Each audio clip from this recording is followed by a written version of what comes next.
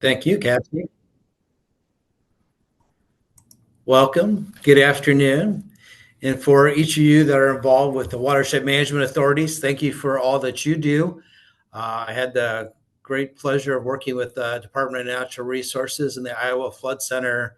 I think clear back in about 2016, we were able to utilize some 2008 federal disaster recovery dollars to really pilot some of the first watershed management authorities across the state. And then, of course, I just had the opportunity through a national disaster resilience competition to work with many more watershed management authorities in development of or supportive development of their local plans and implementation of those plans as well. So I know it's a lot of work, and it's sometimes maybe often feels like a daunting task, but the work is very important and appreciated. So thanks for all you're doing. I'm going to share my screen now.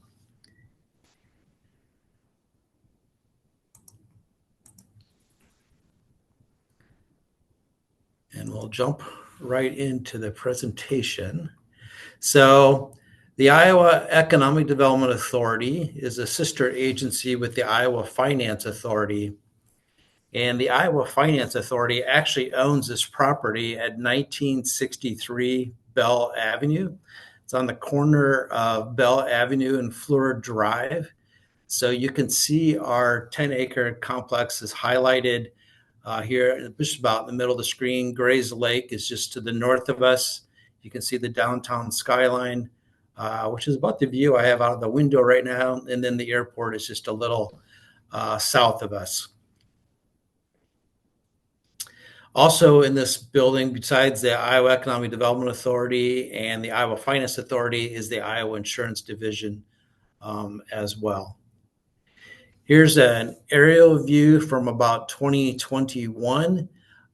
Doesn't quite look like this today, and I'll show you a couple of the changes we've been able to make in the last couple of years. But unfortunately, due to the impacts of the emerald ash borer, the trees you see in these parking islands, for the most part, are no longer here. But overall, it gives you a good view of our site, and it is approximately 10 acres. And these were some pictures that were taken back in 2021 of those 10 acres. You can see we've got this steep slope along Fleur Drive. It's very steep. You can't even really get a good sense of it with the vegetation here, but you pretty much have to climb up on all fours if you try to scale this slope here. This is the south side of the building. This would be the west side of the building, north side of the building. And then here you see kind of a view of the west and the north with our parking areas, some stormwater detention basin, and so forth. Here's another shot. And I show you this, just keep this one in mind, and I'll show it again later so you can see the transformation that's happened at the front of the building. So part of what spurred on development of a site master plan for 1963 Bell Avenue is we were aware of several issues that we have on our site. One being that's just the maintenance of the steep slope, the amount of parking we have, the condition of the current detention basin, and the degradation of the front steps in the entryway to the building. And then also at the time of these photos in 2021, the access for ramp access for those with mobility impairments was quite a ways to the east of our front entrance, and was quite a trek to get to the front door, as you can see in that image there. Here's just another image of what the front entrance steps used to look like in the plaza at the top of those steps. We also, at that point in time in 2021, were thinking about, through our community development block grant program, some of our Main Street programs, even some of our energy programs, we were really starting to encourage and incentivize, or actually have been for several years, sustainable design and construction practices in many of our projects. And we thought we should be walking the talk, and also would have a great opportunity to create really a living laboratory type of opportunity on our 10 acres to demonstrate site best practices, and in this case, some best practices in redeveloping an existing site as well. In addition to some of those other issues I talked about, we've got the typical maintenance issues that you run across as property owners, particularly in the commercial sector, whether it's just mowing, salting, safety, security. I was visiting with the person on the lower left here as they were doing one of the lawn treatments on our 10 acres, at which probably maybe about half, maybe 5 to 6 acres was turf at that point in time. And they were making 4 applications a year of fertilizer, herbicides, about 700 pounds per application. So we were at about 2,800 pounds of chemicals being applied to the lawn. We were irrigating some of that lawn as well. And you can see part of the impact of losing the trees in our islands. Now these islands are getting mowed, even though there's very little vegetation on them. And it's just a pain and a nightmare for the maintenance crew. And as you can see, not great for the environment as well. So we launched this idea of creating this site master plan again in late 2021. And with the great funding support through Polk County and the Iowa Department of Natural Resources, both had some non-point source federal funds that were expiring, and we're looking for a good use for them. And we pitched to them the idea of developing kind of a model site master plan for redevelopment of a commercial property. So I want to thank Polk County for their participation and support of this effort. The other thing I want to draw attention to here is note the representation on our stakeholder list that helped us in developing this plan. Overall, we had about 30 people involved. There are about 15 internally and about the same externally. Really trying to get a variety of perspectives and really trying to engage the community in the process as well. The vision was to not only increase the long-term efficiency and resiliency of our site, but also to reduce our operational costs, create some additional benefits for the staff, and also demonstrate those best practices that we were encouraging, in some cases requiring of others through some of our funding programs. The result was development of this sustainable site master plan. And here you see just kind of the front cover of it. I'll go through some of the concepts that we developed in that site master plan. And the very last slide, I actually have a link to the site master plan, so you can review the whole plan at your leisure. Here are the table of contents, just to kind of give you an idea of the scope of what we covered in that plan. So not only did we take a good look at what our current conditions were, spent some time really developing that vision. There are quite a few concepts that were developed, and I'll share some of those with you today. And then at the end, there's actually a few pages where we talk about the process and how others might develop a sustainable site master plan for their site.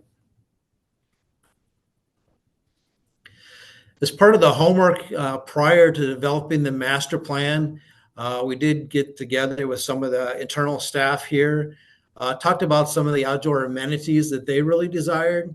We also talked about some of the elements that we thought should be covered in development of the site master plan, whether that's access to the outdoors, outdoor gathering space, space for food trucks. We're kind of in a lunch desert, I would say here. We do have one restaurant kitty corner from us, but other than that, every other eating place is at least a mile away from our office. So we have regularly scheduled food trucks here at the site. Talked about things like increasing our access to Grace Lake. What can we do on the renewable energy side of things? How do we lower maintenance cost, and so forth. We started the project with a sustainable site audit and looked at these items you see listed in the center here, kind of following the sites, which is a sustainable site certification developed at the national level and now as part of the U.S. Green Building Council's kind of toolbox of certifications called sites. But we looked at the context of the site, water, ecology, our surfaces, what types of amenities do we currently have there, operations and maintenance issues as well. And helping us with this development of this site master plan, not only was that stakeholder group that I showed a few slides ago, but the local office, BNIM, here, as well as David Yaka, who's a landscape architect, now based in Grand Rapids, Michigan, but really specializes in ecological restoration. And we've been working with David for over 15 years now. Some of you might be familiar with the pilot project we had in West Union with all of their porous pavers, bioretention, district geothermal, and so forth. And David was part of that visionary team. So again, we looked at a variety of the current conditions on the site. Here you can see kind of a little visualization of our current stormwater situation on the site.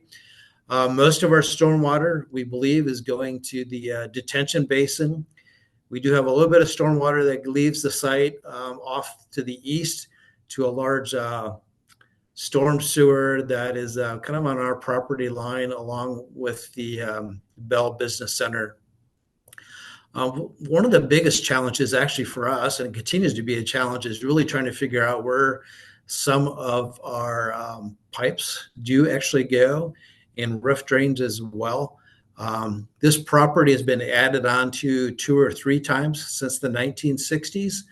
And there's really not a good set of plans that we found anywhere that really details that part of the site's development over the last 60 years.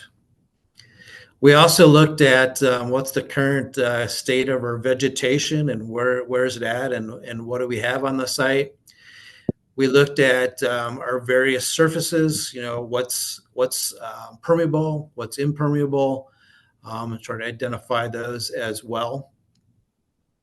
We looked at the existing amenities on the site, everything from a little outdoor patio you see in the lower right, bike parking. We actually have some indoor parking as well for bikes, our not so great bus stop, and we actually have a great rooftop terrace with seating and a wonderful view of the downtown skyline and a little bit of Grays Lake as well. So we boiled it down to these priorities and desired outcomes. So we really wanted to focus on water. How are we going to manage the water on the site? And can we get to the point where eventually we have no stormwater discharging from the site?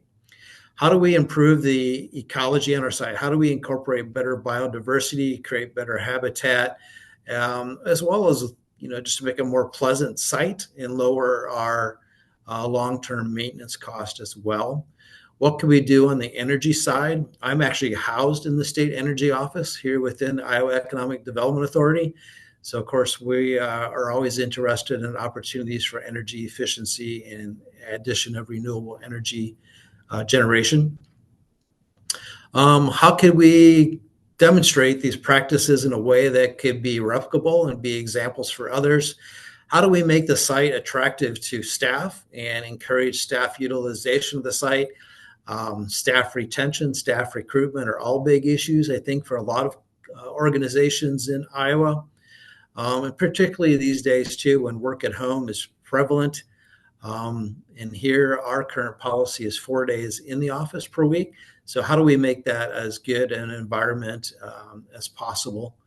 Then how do we support the use of local materials and contractors and do it all in a cost benefit or cost efficient manner?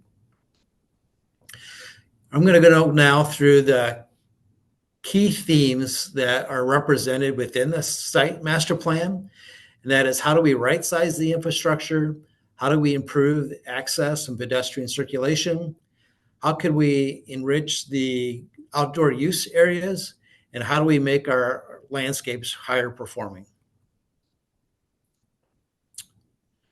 So again, on the left is a different aerial. This one actually apparently was after the emerald ash borer impacted ash trees were removed. And then on the right shows where we hope to eventually get to. And I'll have a couple other images of that coming up. So let's start with the vehicular infrastructure. And for those of you with watershed management authorities and working on watershed and stormwater issues, really the correlation here is how do we reduce the amount of impervious surface we have on the site? Right now, we have 506 parking spaces. By zoning code in Des Moines, or the zoning ordinance, we'd only be required to have 291 spaces. So we really do have a lot of excess parking. So what you see there in the green shaded areas was a proposal to remove some parking areas along the north edge of the site, the northwest area of the site, and then the east area as well. And then we currently have 3 drive lanes coming into the site. And one of the proposals was to eliminate this center curved drive access for 2 reasons. One is right now it creates a hazardous situation where these 3 drive areas all come together, create some conflicts, and at the angle of approach from this curved center one too makes it sometimes hard to see people who are coming from both your left and your right. So the thought was eliminate that drive lane, keep the north-south drive lanes, but then all of these areas, these parking lot islands would become bioretention cell areas, and that portion of the drive lanes in that section would become bioretention areas as well. And then the parts we would leave would become permeable pavements. So what we were showing was reducing our parking by about 102 parking spaces, which would reduce, I think, almost an acre of our impervious surface.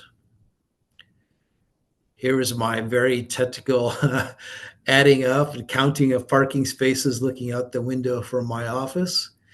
And then what I've been doing since we started development of the plan is just on random days, random hours, I've been doing parking counts.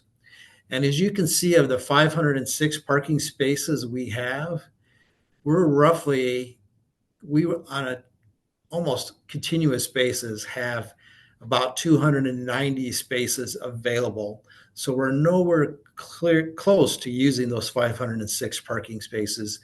We have definitely an excess amount of parking and impervious surface here. We also looked at accessibility. How do people use the site now, and how might they want to use the site? And really try to figure out how could we provide greater opportunities to get outside, get some exercise, get some fresh air, walk the site, even conduct some of the business outdoors. So what you're seeing here are some proposed kind of trail networks created within the site to create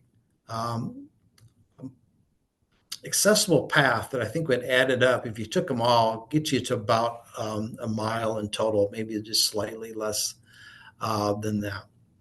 We also looked at where we might be able to create those outdoor use areas, everything from kind of what we call the sunroom, so the sunny side of the building on the south, to the shade room on the north, to it even potentially a little amphitheater space at the bottom of the slope that we have here in the southwest corner. And then actually removing some of the parking that's currently on the east side, installing a solar canopy that not only could power part of our operations and some electric vehicle charging, but would also be a shade structure and would create a shaded gathering area for when those food trucks come to the site. Right now, the food trucks pull into the circle drive in front of the building, and till now there really wasn't any place to sit outside and enjoy the food from those food trucks. So people would come out and grab their lunch to go and then disperse back into the building. So we're really trying to create some additional opportunities for staff interaction there as well. Just to show some example concepts for improving the current front entrance to something that looks more like this, and show some examples of what those outdoor gathering spaces might look like. So these are some images that are taken right from the site master plan to help people visualize the opportunities before us. Here are some other examples of that as well. I'll point this one out just because I get really excited about it, but I know it's going to be a major undertaking. This kind of depicts that current poorly maintained and maybe not properly functioning bioretention cell, and shows conversion of it to a urban stormwater wetland kind of pilot demonstration that would take some of the stormwater off this parking lot through a bioswale on the northern edge of the property, and then creates kind of these walkway or platforms into the wetland and creates these shaded parking and gathering areas, as well as energy generation opportunities. Here's just some other examples that we share in the master plan for visuals to give people an idea of how we might also use our site for edible landscapes. And maybe there's some way to partner up with the food insecurity task force with the city of Des Moines, or some of the other community garden efforts that are happening in the Des Moines metro area. We also looked at how could we integrate public art and other attractions into the site. Since the adoption of this master plan, the Iowa Arts Council actually is now housed within the Iowa Economic Development Authority. So this is a great opportunity for us to highlight and promote their efforts as well. So you can see we've looked at everything from sculptures to murals to art, light art, interpretive water features, just a whole bunch of different approaches. And we were showing, again, some example imagery from other sites that might be applicable here as well. Here's also some of the interesting things we looked at, not only from public art, but also functionality. And I point out that the top three are kind of interest because we, again, have the Iowa Energy Office house here. And the top three are all dealing with reclaimed wind turbine blades. The center one actually shows a portion of a wind turbine blade being used as a bridge structure, which is what we were showing in that urban stormwater wetland kind of walkway. And then the upper right actually shows a wind turbine blade being reused as a structure to provide covered parking for bicycles. We also looked at how do we incorporate interpretive signage. Again, thinking of creating the site as a living laboratory for best practices. What are some of the ways we can help disseminate that information? There's just another example of different ways that other projects have provided information dissemination within their practices as well. And in the upper left, we show where those informational pieces might be installed. And then we looked a lot at the water side of things. And again, how do we reduce imperviousness? How do we slow water? How do we infiltrate water? How do we cleanse and cool water? And we identified many opportunities to do that throughout the site. Everything from taking this northern row of parking that right now is head-in parking to either eliminating it completely and creating a large bioswale that takes the surface runoff from the parking lot and treats it before it goes into an intake here and then into the detention basin. Or if there's not the appetite here to remove all the parking, we could at least change it to parallel, which would still give us the width we would need to do at least a smaller bioswale out here in this part of the lot. Converting the parking islands, right now they're all raised islands, but is there a way we could convert those to bioretention cells or at least rain gardens?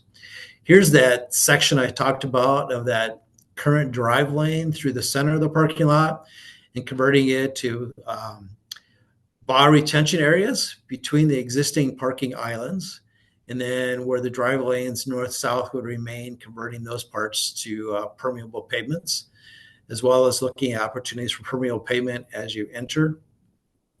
Looking at rain garden entry up near the front entrance, and then a rain garden to the southwest of the building as well. And then doing some reorientation over a west parking lot that right now has cars parking facing east and west, instead facing north and south, and creating some bioretention areas here. because we have a lot of flow right now that comes off this very steep hillside down through this parking lot and into the bioretention area with little to no treatment at this point. And then we also talked about doing soil quality restoration as well to help with infiltration on the parts of the area that we might want to keep as lawn for other outdoor gathering opportunities. We also looked at landscapes and converting much of our turf to either or perennial native landscapes, pollinator gardens, and so forth, as well as refurbishing the medians where we've lost those trees. So here's an example of some different projects and how green infrastructure has been integrated into those practices, whether it's perennials, permeable pavements, bioretention areas, more bioretention, permeable pavement parking, tree areas with that are better designed to provide the tree better access to air and water. So there's lots of different examples. Again, this is right out of the site master plan, so you'll see those examples, as is this, if you go look at the master plan later. We also looked at even what are the opportunities to add green roof to the building. We have 4 roof spaces. You can see together there, it's I think it's a little over 30,000 square feet of rooftop, and how we integrate green roofs into that, and how might that be an access or an amenity for the people that are using the rooftop space on top of the 3rd floor. And we also identified how we might incorporate renewable energy into the site for a couple of reasons. One, to offset some of our energy use here. 2, to provide some shade on the site. 3, to demonstrate some different types of installations of solar energy. And 4th, we do have a small pool of state vehicles here that currently are exposed to the outdoors all the time. And this would give us an opportunity to put some of those under roof as well.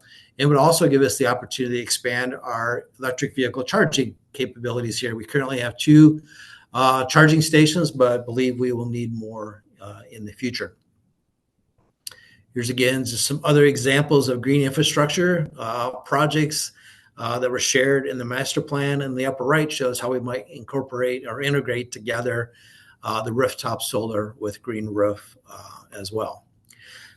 So we've broke the project down into 7 phases. This may not necessarily be the phase in which they all are implemented, but that's how we broke them out for costing and discussion within the site master plan. We also included in the site master plan some rough cost estimates for each of the phases. So here I'm just showing the rough cost estimate or range for doing the native landscape for phase 1 in the area south of the building that you see shown on the screen there. And we also took the site master plan recommendations and concepts, and we ran it through the site's certification scoring tool. And you can see that if we were to implement everything proposed as proposed, we think we could score about 144 out of the 200 points, which would put us at the platinum level for site certification, which I don't believe there are many of those in the entire country. So what have we done since that plan was created? And I should note that plan was created pretty quickly, less than 90 days. We went from start of talk of the plan to completion of the plan. We wrapped the plan up in, I believe, February, March of 2022. Since that time, we have converted about an acre of our turf to prairie. We've redone completely the front entrance, and you saw a little glimpse there to the parking survey work we've done to this point. So here's an example or some photos for the turf to prairie conversion, just to show you where we were and how far we've come in just 2 to 3 year time period. So these are pictures what the site looked like in the south side of the building, in the west side of the building back in early 2022. This is what the building looks like now from the west. with the prairie establishment. We're going into really year 3 now in 2025 of the prairie. We've been really happy with how well it's establishing. Of course, there's still lots of work to be done yet, lots of weeding to be done yet, but we're making really good progress with the turf to prairie conversion. Here's a good side-by-side of where we were and where we're at just a couple years later. Here's an image of the south side of the building, of where we were and where we're at now. We still have a little section in the center, the south side, it hasn't taken hold real well yet. We had some water leaking happening out in that lawn area. And in the process of doing that repair, the backfill soils weren't great and the compaction was even worse for getting the prairie established. Well, we're starting to make some headway there.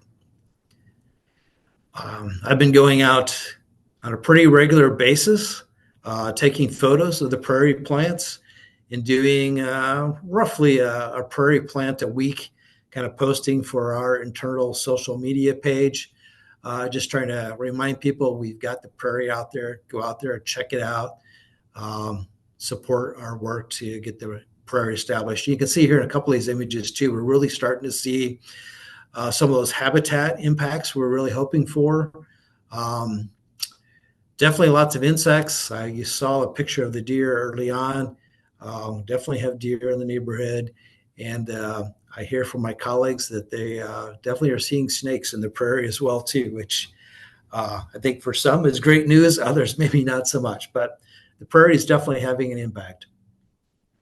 So let's talk about the front entrance. I showed you earlier some of the issues we have there, the lack of a really good accessible entrance, the degradation happening on the stairs, and just the maintenance issue. You can see in the lower right, the size of the stairway that we had going up to that front entrance.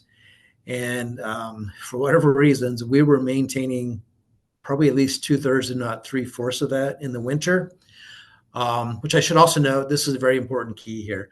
So the Iowa Finance Authority owns the building, but we contract out property management to NAP Properties, and then NAP actually contracts out site maintenance for the exterior part of the building.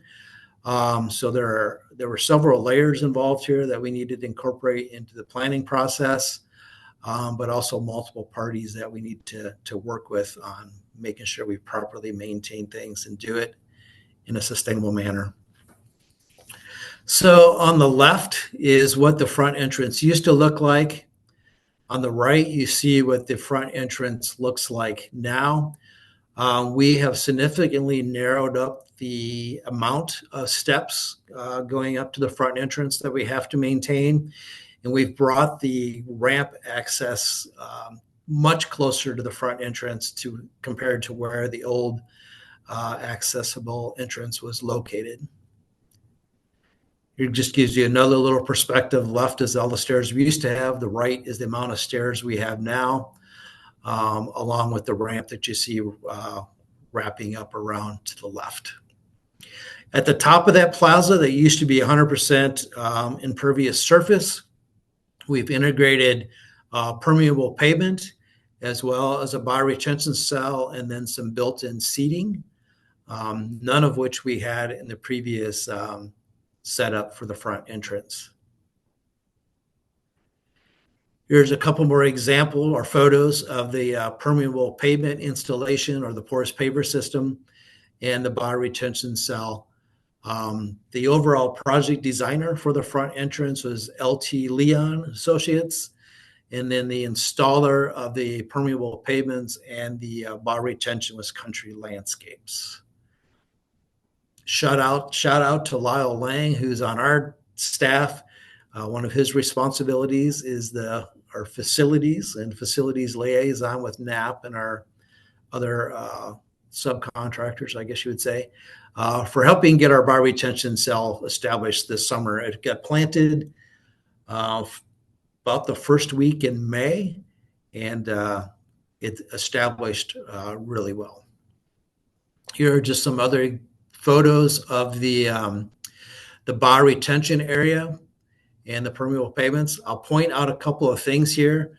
I was not directly involved with final design. I helped cheerlead and steer the site master plan, but really was not involved when it came to the actual design with the engineering firm or installation or anything like that. But I try to keep an eye on it every day. And there's a couple of things that really make or highlight for me the importance of having somebody overseeing these projects. One is this site right here, or this slide. Just so happens we got lucky. I was on site the day they came to install the bioretention cell. They had put in the subdrain. They were starting to put in the clean rock, about a 12-inch layer at the bottom of this bioretention cell. And I noticed that the subdrain being installed was not perforated, but I had access to the 100% construction design document, so I knew it was supposed to be. So I mentioned it to these guys, and I didn't make their day, but I did make their day. They weren't happy. They had to take all of it out, but I made their day because I did it before they had it all buried under rock. And they did have the perforated tile on site in another roll, about 30 feet from where we're standing. They had grabbed the wrong product. So you just never know. I think Country Landscapes has done a lot of these projects, but even the experienced pros can mess it up if we're not paying attention.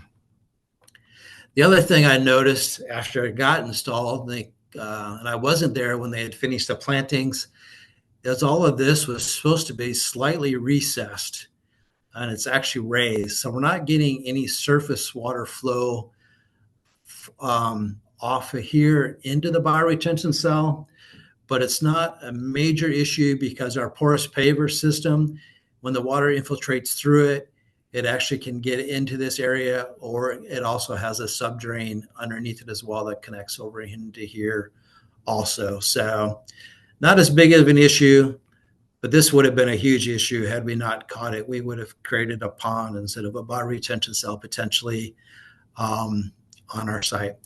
Here's what it looks like today. I took this picture about 2 hours ago, and really looking forward to seeing how it functions and operates throughout this coming year. Here you can see, this is a good example too. We brought the accessibility entrance much closer to the front than where it used to be. We also created a little landing and some seating here as well. We're getting some of the water off of this site. We're getting some of the water off of this roof. Although this is one of those little mystery things. There is a downspout that goes into a pipe here that I think is actually going this way over to this existing storm sewer. So I'm not sure we're getting all of this roof water. Surprisingly, we're getting some water off of these areas up here, particularly coming down these stairs and into the bioretention cell as well. So just the last couple of slides here. One of the really useful things for me was, as part of the site master plan process, BNIM and David Yaka put together these, what they called their boards, that really showed some of that early analysis and concepts that we talked about, shows kind of the grand vision of the site overall, and then shows existing conditions and what the preferred condition would look like. And these are poster size on boards. They're about 20 by 30, maybe 24 by 36 inch. And I've had these sitting in my office and moving around the building for the last couple of years to keep the site master plan kind of front and center in people's minds as they're wondering about, and also really helps to answer people's questions and helps me to promote the site master plan to new people as they come on board. Kind of the last slide shows, left is kind of what we really had in 2021. The right is where we're hoping to get to. Now, this is probably a good 10 plus year process, if not longer. But hopefully one day we'll get it to look more like the right and less like the slide on the left.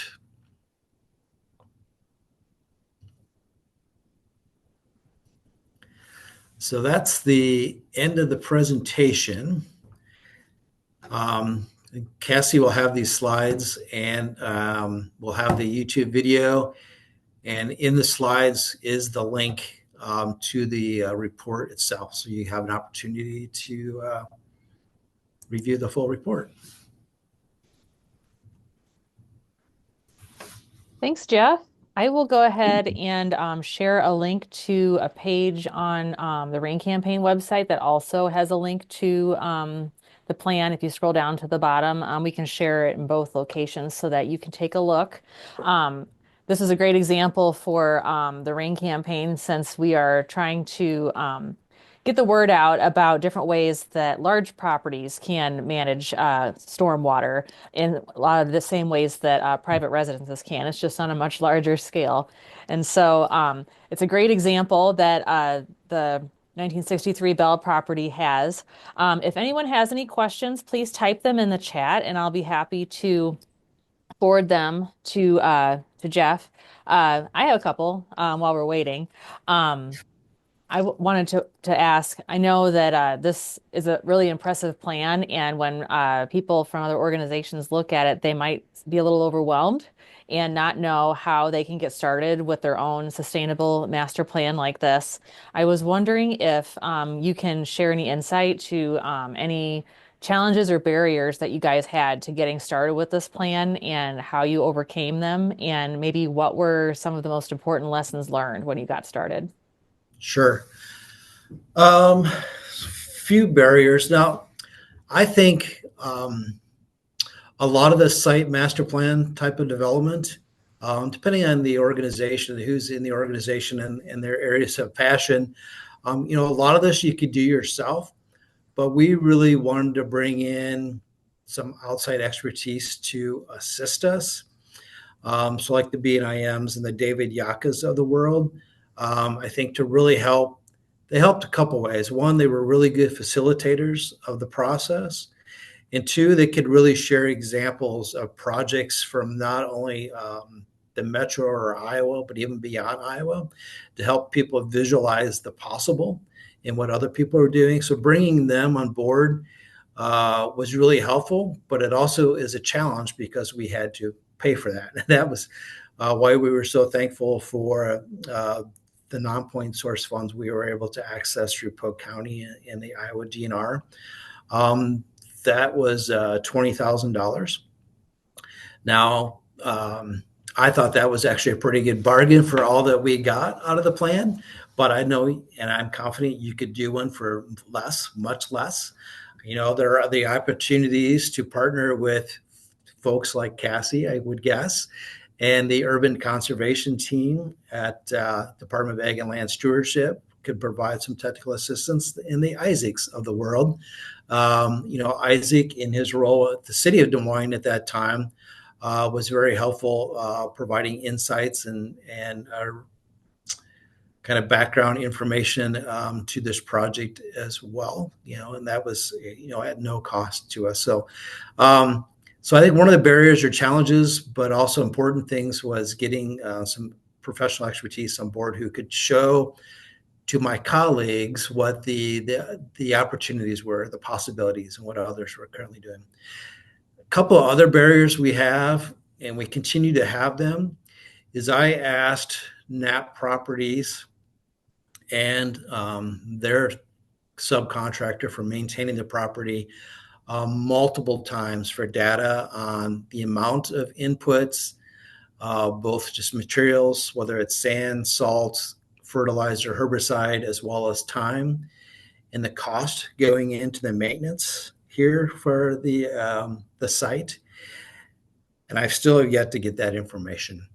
What limited information I got was I was able to get when I just went out and talked to the guys when they were applying fertilizer on the site a few falls ago.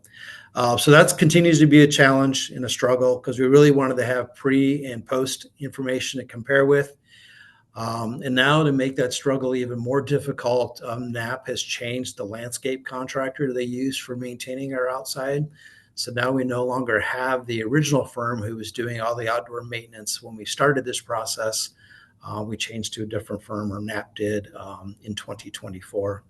So I'm not sure if we're ever going to be able to resolve that issue or not, but we'll keep trying. The other thing I really wanted to do is I wanted to do some sort of a bio blitz or bio survey of the site, kind of looking at habitat and stormwater quality and quantity issues. And I thought several times I had lined that up with different educational institutions in central Iowa. And even though they had indications they were going to come on a couple of different occasions, that also never happened. I still don't think it's too late. I think there's still an opportunity to do that, and I would like to do that. And it may be one of those things where, I don't know, maybe I have to find a few $100s to entice them to come do that. But I would still like to do that. But it definitely is a challenge. And it's one of the things we would really like to do, because it's one of the things that we have talked about for years with other projects that we've funded through other programs here. And it continues to be a challenge, and that is having good pre and post data to compare the impacts of these projects. All right. No questions yet, but I have a couple more. I'm going to go ahead and ask. Sure. So, what has the initial reaction been from visitors to your building and the staff on the changes that have been made? Yeah, I haven't heard a whole lot from visitors, but the staff, I think, has been very appreciative. I definitely see more people outside on the site now, um, providing that prairie area has definitely provided interest for people to go out and I think stroll around the site more. Having that seating, and there's other seating that I didn't show in this picture that's been added to the front, I think has also um, been very welcomed by the staff, and you definitely see it being used. Um, And just when I've been out, I'm kind of the, at least to this point, I've been the bioretention cell weeder maintainer. And I've just gotten lots of compliments on it from staff as they've been going in or out of the building when I've been out there spending lunch times trying to keep it look nice. So, yeah, I think response has been really good. I'm sure the response with the maintenance staff would have been great had it not be somebody different. If it would have been the same person who was clearing all those sidewalks before, was the same person this year clearing, or not sidewalks, the steps compared to this year, I'm sure there's much to be thankful there. And definitely we're using a lot less salt than we were using before on the site. So, what's in store for 2025? Anything new? Yeah, we are going to address two or three of the parking islands closest to the entrance with removal of turf. I'd love to see trees going in. I haven't quite won that discussion yet here, but we continue to talk about it. But what I believe is going to be going in there are some perennial natives, and mostly a focus on little blue stem. Inger Lamb with Prairie Landscapes, I think that's the business name. Inger has been helping us establish the prairie areas, and she is going to be now working on a few of the parking islands for us coming in 2025. Next, I'm not sure. I'd really like to tackle the detention basin, but it's going to be a pretty good sized project. But I think an area that is approachable, maybe financially, is that steep slope on the alongside Fleur Drive that right now we are not able to maintain because it's too steep. It's very weedy. It's got some invasives in there, and it's negatively impacting our efforts to get the prairie going exactly how we'd like it. So I'm hoping in the next couple of years we can tackle that slope. Maybe working through Polk County and or with the city of Des Moines as the integrated roadside vegetation management plans get into place, and maybe partnering with those efforts and DOT to make that happen would be wonderful. And the other thing that we're also looking at, although I don't know that it could happen in 2025, there's definitely still some interest, I think, in at least some solar and maybe solar canopy with EV charging opportunity as well. Probably not to the scale initially that's shown in the master plan, but I think there's some opportunities there with some of the federal incentives that are currently available, if they continue to exist, that could help us make that happen. Great. Well, everyone's being quiet today. Isaac said thanks. So with that, we will go ahead and close out the Lunch and Learn. Thanks to everyone who showed up today to listen. Like I said, it will be shared on the Rain Campaign YouTube page. And if you want the direct link, just email me. Also, we want to keep these going. So if you have any ideas for future Lunch and Learns, shoot me an email and I'll be happy to add that to my list. And thanks again, Jeff, for being our presenter this month. Sure. If anybody ever wants to come over and see it firsthand, wants a little tour, just let me know, and I'll meet up with you and we'll give you a little tour. Awesome. All right. Thanks, everyone. Have a good day. Thank you. Bye.